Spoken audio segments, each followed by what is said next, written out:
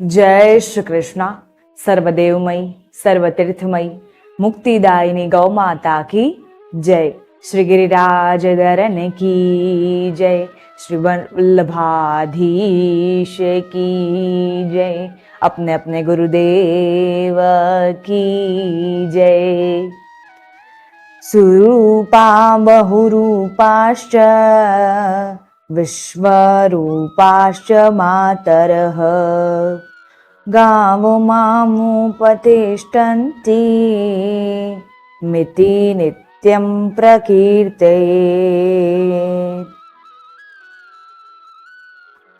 સુંદર સુંદર રૂપ પાડી, બહુરૂપ પાડી ગૌઓ હંમેશા મારા નિકટ રહે, હું હંમેશા ગૌઓના નિકટ રહું. ગૌ માતાનું નામ સંકીર્તન કરવાથી મનુષ્યની કીર્તિમાં વધારો થાય છે. પુષ્ટિ માર્ગમાં ગૌમાતાનું શું મહત્વ છે?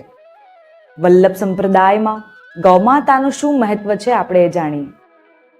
ભગવાન શ્રી કૃષ્ણની ભક્તિ કરવાના વિભિન્ન માર્ગોમાં વલ્લભ સંપ્રદાય એ વિશેષ મહત્વ ધરાવે છે. વલ્લભ સંપ્રદાય અને પુષ્ટિ માર્ગનું એક વિશેષ મહત્વ છે. એમની ગણના એક વિશેષ રૂપથી કરવામાં આવે છે. તો એ વલ્લભ સંપ્રદાયમાં ગૌમાતાની શું વિશેષતા છે આપણે એ જાણીએ. જે રીતે લૌકિકમાં એક માતા પોતાના બાળકને સ્નેહથી, ભાવથી અને પ્રેમથી પોતાના બાળકનો ઉછેર કરે છે, રાત્રિ પર્યંત સુધી એમના પાછળ પાછળ દોડતી રહે છે.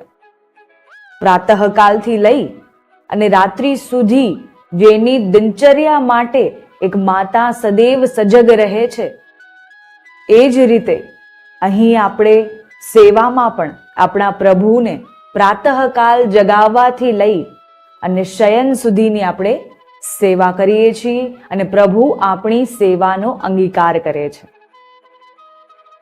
સ્નેહ સાથે, પ્રેમ અને ભાવ સાથે આપણે સેવા કરીએ છીએ, અષ્ટયામ સેવા કરીએ છીએ.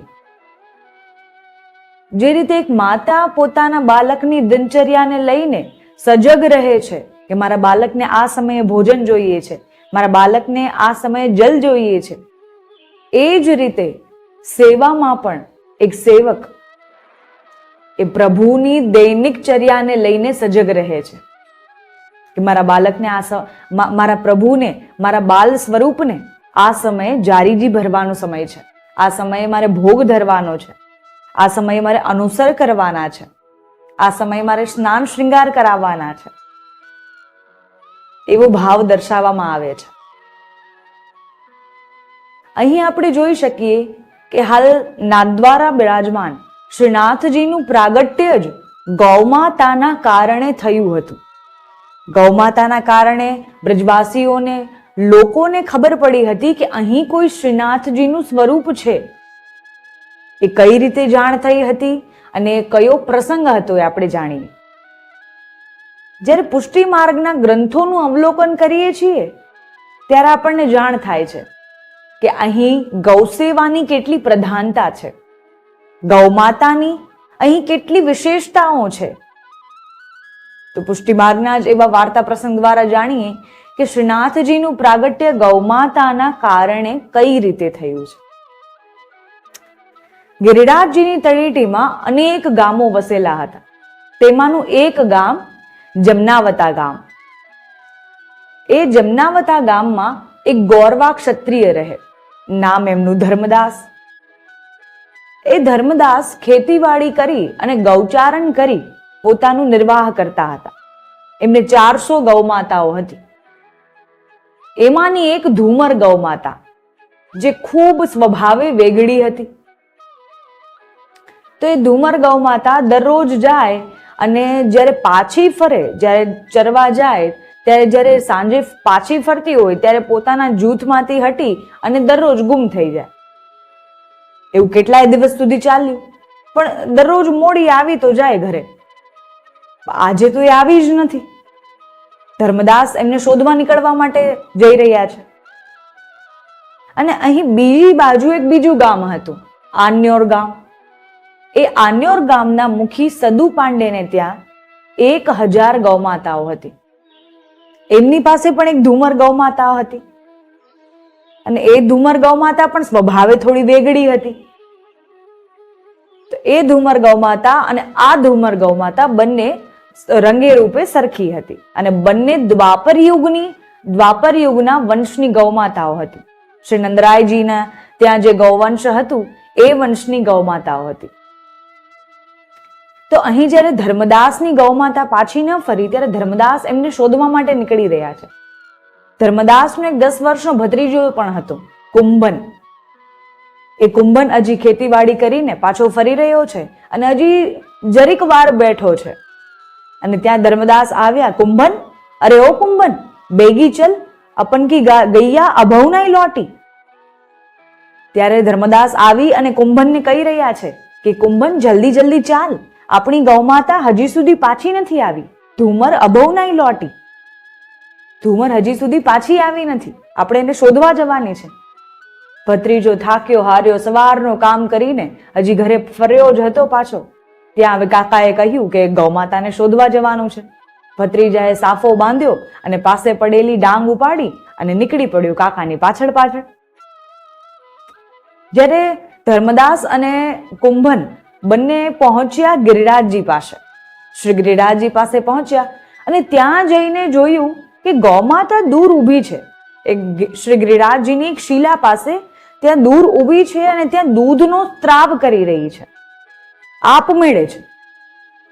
એમના થનોમાંથી સર સર કરીને આપમેળે જ દૂધનો સ્ત્રાવ થઈ રહ્યો છે. તો એમને તો આ જોઈને અચંબિત લાગ્યું. એમને તો આ જોઈને 2 મિનિટ માટે 2 પલ માટે તો એ તો ડરી ગયા કે આ શું થઈ ગયું. अपन की गैया को काहे गयो. એમને ડર લાગ્યો.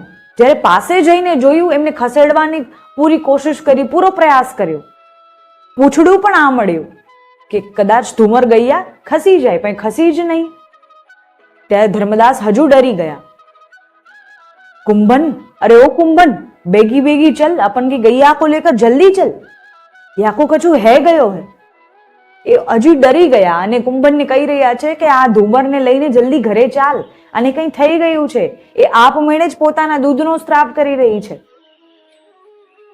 જ્યારે એ ગૌમાતા ખસી, જ્યારે ગૌમાતાને ખસાવવાનો પ્રયાસ કરી રહ્યા હતા ત્યારે એક રૂપાના ઘંટડી જેવો અવાજ આવ્યો. ધર્મદાસ, ઓ ધર્મદાસ, તમે આ ગૌમાતાને અભી ખસાડોમાં. આ ગૌમાતા તો શ્રી નંદરાયજીના ગૌવંશની ગૌમાતા છે. આ દ્વાપર યુગની ગૌમાતા છે.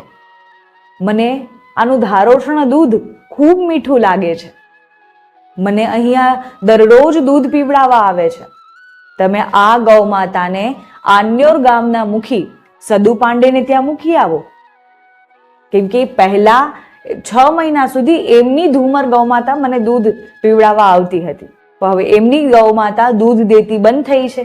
તો હવે આપની આ ધુમર ગૌમાતા મને દરરોજ ધારોષણ દૂધ પીવડાવવા આવે છે, જે મને ખૂબ મીઠું લાગે છે, જે મને ખૂબ સુંદર લાગે છે.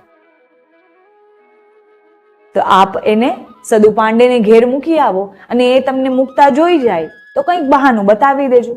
પણ આપે નિહાળેલું કૌતુક આજે કોઈને કહેતા નહીં.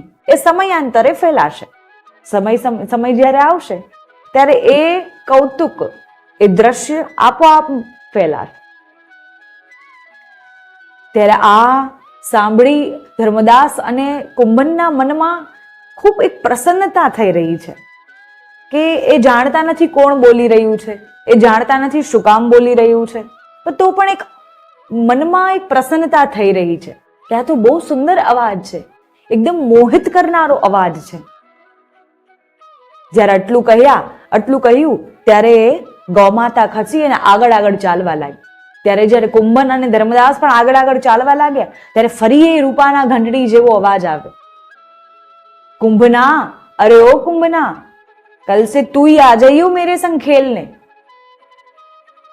કાલથી તું પણ મારી સાથે ખેલવા માટે આવી જાજે.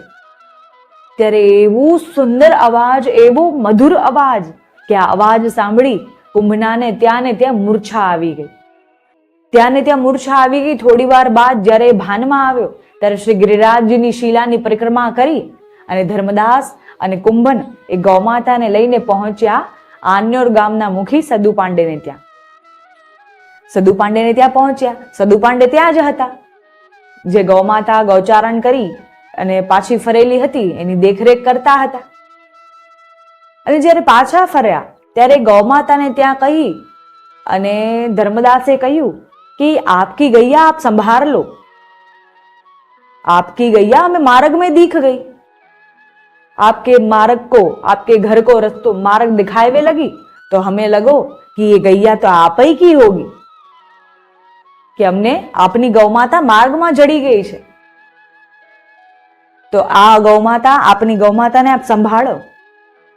જ્યારે આગળ આગળ ચાલવા લાગી તો અમને લાગ્યું એ આપના ઘરનો માર્ગ બતાવી રહી છે, તો અમે સાથે સાથે જ્યારે અમારી ગૌમાતાઓને લઈને આવતા હતા ત્યારે અમે આપની ગૌમાતાને પણ આપણે ત્યાં મૂકવા આવી ગયા. ત્યારે સદુ પાંડેજીએ કહ્યું કે अच्छो किनो आप ये गैया आज ले आए, वरना ये तो रोज गुम है जाते हैं, हर रोज ये गुम है जाते हैं और हम ढूंढते रह जाते કે દરરોજ આ ગૌમાતા ગુમ થઈ જાય છે અને અમે આને શોધતા રહી જઈએ છીએ. જ્યારે ખૂબ શોધીએ ત્યારે છેક જઈને અમને મળે છે મોડે સુધી. ત્યારે ધર્મદાસે કહ્યું એ ગૈયા તો પર્વત पे उतर रही હતી तो हमने देख ली नहीं, या मारे हम ये आए यहीं ले आए, यासु हम ये गैया है यहीं ले आए. ત્યારે ધર્મદાસે કહ્યું કે આ ગૌમાતા તો પર્વતથી ઉતરી રહી હતી તો અમે ગૌમાતાને આપણી ગૌમાતા સમજીને અહીં લઈ આવ્યા, તો આ ગૌમાતાને હવે સંભાળી લો. ત્યારે સદુ પાંડેએ કહ્યું કે હા, અમારો જે ગોવાળ છે એ પણ 6 મહિનાથી અમને એ જ ફરિયાદ કરી રહ્યો છે કે આપણી ગૌમાતા ક્યાંક વહી જાય છે, આ ગૌમાતા ક્યાંક ગુમ થઈ જાય છે. ત્યારે કહ્યું હવે ધ્યાન રાખજો. ત્યારે ધર્મદાસ અને ભત્રીજો પોતાના ઘેર પાછા ફર્યા. ત્યારે થોડા જ સમયમાં જરા વાત ફેલાઈ ગઈ અને વાત સ્વાભાવિક હતી કે જે સદુ પાંડેજીની ધુમર ગૌમાતા હતી એને દૂધ આપવાનું ઓછું કરી દીધું હતું. એટલે વાત સામે જ હતી કે દૂધ ઓછું થઈ જાય તો એમને શંકા ગઈ કે દૂધ રોજ વયું ક્યાં જાય છે, કોઈ ચોરી તો નથી કરી લેતું ને, કોઈ ચોરી તો નથી કરતું ને, કોઈ દૂધને લઈ તો નથી જાતું ને. ત્યારે એ જોવા માટે ગૌમાતાના જ્યારે ધુમર ગૌમાતાને પાછી જ્યારે ફરવા માટે છોડી ત્યારે એમના પાછળ આ બધી વાત કરી ધર્મદાસના, અને ધર્મદાસને બધી વાત કરી. ત્યારે ધર્મદાસ, કુંભનદાસ, સદુ પાંડેજી, માણેકચંદ, સદુ પાંડેજીના ભાઈ માણેકચંદ બધા લોકો એક ધુમર ગૌમાતાના પાછળ નીકળી પડ્યા. બીજા અનુભવી બ્રજવાસીઓને પણ સાથે લઈ લીધા જોવા માટે કે આ ગૌમાતા શું કરે છે અને ક્યાં જાય છે, આ દૂધની વાસ્તવિકતા શું છે. ત્યારે એમના પાછળ જઈને જોયું તો ગૌમાતા શ્રી ગિરિરાજજીની એક શિલા પર આપમેળે જ દૂધ સ્રવી રહી છે. ધુમર ગૌમાતાના દૂધમાંથી, ધુમર ગૌમાતાના થનોમાંથી દૂધની ધારા સર કરતી વહી રહી છે. અને આ દ્રશ્ય જોઈને સમસ્ત બ્રજવાસીઓ, સદુ પાંડે અને માણેકચંદ તો અચંબિત થઈ ગયા કે કઈ રીતે હોઈ શકે કે કોઈ દૂધ દોડતું નથી, ત્યાં કોઈ પાત્ર નથી, તો કઈ રીતે દૂધની ધારાઓ આપમેળે જ વહી રહી છે. આ દ્રશ્ય ખૂબ અચંબિત કરનારું હતું. જ્યારે એ ગૌમાતા દૂધ ત્યાં સ્ત્રાવ કરી દૂધનો અને આપમેળે જ જ્યારે ખસી ગઈ ત્યારે જઈને બધા બ્રજવાસીઓએ જોયું કે અહીં શું છે ને કોણ છે. ત્યારે બળપૂર્વક એ શ્રી ગિરિરાજજીની શિલાને ખસેડી જોયું ત્યારે એ શ્રી ગિરિરાજજીની ગિરિકંદરામાં 7 વર્ષનો શ્યામ વાનવાળો બાલક, એક સુંદર વાનવાળો બાલક ત્યાં ખેલી રહ્યો હતો. સદુ પાંડેજીએ પૂછ્યું કે આપ કોણ છો, આપ કોણ છો, અમને બતાવો. ત્યારે ત્યાંથી એક સુંદર અને મધુર અવાજ આવ્યો કે હું આ પર્વતનો દેવતા છું, હું આ પર્વતનો દેવતા છું, મારું નામ દેવદમન છે. મને અહીંનું આ ધુમર ગૌમાતાનું ધારોષ્ણ દૂધ અતિશય ભાવે છે, ખૂબ મીઠું લાગે છે. આ ધુમર ગૌમાતા જ્યારે આ ગૌમાતા આવી અને મને દૂધનો સ્ત્રાવ કરે છે, મને જ્યારે દૂધ અરોગાવે છે ત્યારે મને ખૂબ દૂધ મીઠું લાગે છે. આ ગૌમાતા તો દ્વાપર વંશના યુગની, દ્વાપરમાં જે ગૌવંશ હતું એ યુગની ગૌમાતા છે અને મને તો ગૌમાતાઓ ખૂબ પ્રિય છે. તો આ ગૌમાતાઓ જ્યારે પણ અહીં આવી અને મને દૂધ અરોગાવે છે ત્યારે મને ખૂબ આનંદ આવે છે, ત્યારે મને ખૂબ આનંદની અનુભૂતિ થાય છે. ત્યારે સદુ પાંડેજીએ કહ્યું તો આ બહાર આવીને પૂરા દર્શન તો આપો, સંપૂર્ણ દર્શન આપો. ત્યારે દેવદમને કહ્યું કે હજી મારે પ્રગટ થવાનો સમય નથી, મને પ્રગટ કરવા વાળા કોઈક બીજી જગ્યાએ, કોઈક બીજા સ્થાન પર પ્રગટ થઈ ચૂક્યા છે. તો એ આવીને જ્યાં સુધી મને પ્રગટ નહીં કરે ત્યાં સુધી હું પ્રગટ આપમેળે થઈ શકું નહીં. તો જ્યાં સુધી એ આવીને મને મારા સંપૂર્ણ દર્શન ન કરાવે આપને, ત્યાં સુધી આપ મને દૂધ, દહીં, માખણ અરોગાવ્યા કરજો. અને ત્યાં સુધી જે આપની દીકરી જે નરો છે એ નરોને પણ દરરોજ દૂધ લઈ અને મને અરોગાવવા માટે મોકલજો. હું એ નરોના હાથે જ દૂધ અરોગીશ. ત્યારે આ વાત સાંભળી અને ત્યારે બધા બ્રજવાસીઓ પરિક્રમા કરી અને ત્યાંથી જ્યારે પર્વત પરથી ઉતરતા હતા ત્યારે નીચે ઉતરતા ઉતરતા બધાએ વારા ફરતી વારા નરોની તો ભાગ્ય ખુલી ગયું. નરોના ભાગ્યની સરાહના કરી કે નરો તો ખૂબ ભાગ્યવાન છે. એ પર્વતના દેવદમને કહ્યું કે હું તો નરોના હાથે જ દૂધ અરોગીશ. નરો તો ખૂબ ભાગ્યવાન છે. બધા નરોના ભાગ્યની સરાહના કરવા લાગ્યા. ત્યારે 3-4 વર્ષની દીકરી હતી, એ દરરોજ ગૌમાતાનું દૂધ દોહી અને શ્રીનાથજીને દરરોજ દૂધનો પાન કરાવવા આવવા લાગી, દરરોજ દૂધ અરોગાવવા આવવા લાગી. ચૈત્રવદ 11 1535 નો આ પ્રસંગ બન્યો અને આ શુભ પ્રસંગ અભિજીત નક્ષત્રમાં મધ્યાહન સમય બન્યો હતો. જ્યારે આપણને જાણ થાય છે કે નરો પર આવી કૃપા થઈ, ત્યારબાદ ધીરે ધીરે બ્રજવાસીઓની શ્રદ્ધા આ દેવદમન પર વધવા લાગી. જ્યારે પણ કોઈની કોઈ ગૌમાતા ખોવાઈ જતી તો બધા જઈ શ્રીનાથજીને, દેવદમનને અન્નય વિનય કરતા, એમને મનાવતા કે અગર આપ મારી ગૌમાતા શોધી આપશો ને તો હું આપને આટલું દૂધ ભોગ ધરીશ, અગર આપ મારી ગૌમાતા શોધી લાવશો તો હું આપને માખણનો ભોગ ધરીશ. ત્યારે દેવદમન ની કૃપાથી અને દેવદમન પર શ્રદ્ધા રાખવાથી ગૌમાતાઓ મળી જતી.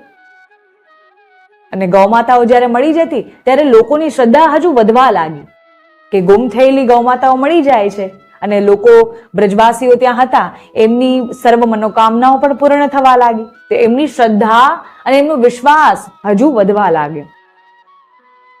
જ્યારે એક શ્રદ્ધા આપણી વધી જાય છે ને ત્યારે આપણે વિશ્વાસ જ્યારે કરવા લાગીએ છીએ ને ત્યારે આપણી શ્રદ્ધા વધતી જાય છે, ત્યારે આપણો ભાવ પ્રગટ રીતે વધતો જાય છે. ત્યારે બ્રજવાસીઓની શ્રદ્ધા વધવા લાગી અને એ લોકોએ દેવદમનનું નામ ગોપાલજી પાડી દીધું. ગોપાલજી ગોપાલજી કરીને સંબોધિત કરવા લાગ્યા અને એ શ્રી ગિરિરાજજી તળેટી આસપાસ, એ ગોપાલજી આસપાસ ઘણા ગામો ધીરે ધીરે વસવા લાગ્યા. એમાંનું એક મોટું ગામ વસી ગયું અને એ જે આજે આપણે જતીપુરાના નામે ઓળખીએ છીએ, જેને આપણે જતીપુરાના નામે ઓળખીએ છીએ. તો એ ગોપાલપુર ત્યારબાદ જતીપુરાના નામે ઓળખાણું. હજી સુધી આ ગામનું નામ ગોપાલપુરા છે. તો અહીં શ્રી ગિરિરાજજીનો મહિમા વધવા લાગ્યો, દેવદમનનો મહિમા વધવા લાગ્યો. ત્યારબાદ જ્યારે દેવદમન પર લોકોની શ્રદ્ધા વધવા લાગી ત્યારે લોકો શ્રી ગિરિરાજજીની માનતા રાખવા લાગ્યા. ત્યારે લોકો આવી અને ભારત વર્ષના બ્રજમંડળના વૈષ્ણવો આવીને ધીરે ધીરે અહીં શ્રી ગિરિરાજજી પર દૂધનો અભિષેક કરવા લાગ્યા, શ્રી ગિરિરાજજી પર દૂધ ચડાવવા લાગ્યા. ત્યારે હજુ શ્રીનાથજીના સંપૂર્ણ દર્શન થયા નથી, તો પણ શ્રી ગિરિરાજજીના ચમત્કારોની એટલી જ મહિમા વધી રહી છે. ત્યારે અહીંની ભારત વિસ્તૃત, ભારત વિખ્યાત ગૌશાળાના પણ દર્શન કરવા લાગ્યા. જ્યારે ધીરે ધીરે આગળ સેવા વ્યવસ્થાઓ વધી રહી છે, શ્રી મહાપ્રભુજીના પધારવાનો સમય થઈ ગયો છે. તો આ જ રીતે આપણને આ સુંદર પુષ્ટિમાર્ગના ગ્રંથોના વાર્તા પ્રસંગથી જાણ થાય છે કે ધુમર ગૌમાતાના કારણે શ્રીનાથજીનું પ્રાગટ્ય થયું છે. આપણે સંપૂર્ણ પ્રાગટ્ય હજુ આગળ શ્રવણ કરીશું. ત્યાં સુધી આપણે સમજીએ કે આ ધુમર ગૌમાતાના અને ધુમર ગૌમાતાનું દૂધ ક્યાં જાય છે એની વાસ્તવિકતા જાણવા માટે જ વ્રજવાસીઓ જ્યારે એ શ્રી ગિરિરાજજીની શિલાને ખસેડવા ગયા ત્યારે એમને દેવદમન, ગોપાલજી, શ્રીનાથજીનું દર્શન થયા. અને ત્યારે એમને જાણ થયું કે અહીં તો કોઈ પર્વતના દેવ બિરાજમાન છે, જે હજુ સંપૂર્ણ પ્રગટ થવાના શેષ છે, જે હજુ સંપૂર્ણ પ્રગટ થવાના છે. તો આ જ રીતે આપણે આગળ પણ જાણીશું કે પુષ્ટિ માર્ગમાં આગળ સેવા વ્યવસ્થાઓમાં કઈ રીતે ગૌમાતાની વિશેષતા વધારે છે, કઈ રીતે ગૌમાતાની દિવ્યતાઓ છે. આ વલ્લભ સંપ્રદાય તો ગોવિંદનો છે. આ વલ્લભ સંપ્રદાય તો ગોસ્વામી, ગૌ અને ગોપ બાલકોનો છે. આ વલ્લભ સંપ્રદાય તો ગૌ ભક્તોનો છે. આ વલ્લભ સંપ્રદાય તો ગૌચારણનો છે. તો આ જ રીતે આપણે ગૌમાતાની વિશેષતાઓ જાણતા રહેશું. વિભિન્ન માર્ગોમાં ગૌમાતાની શું વિશેષતાઓ છે આપણે એ પણ જાણીશું. ગૌમાતાની સેવા કરતા રહો. ગૌમાતાની સેવા માટે બીજાને પણ પ્રેરિત કરો. ગૌમાતા અવશ્ય આપનું કલ્યાણ કરશે. જય શ્રી કૃષ્ણ, જય ગિરિરાજ.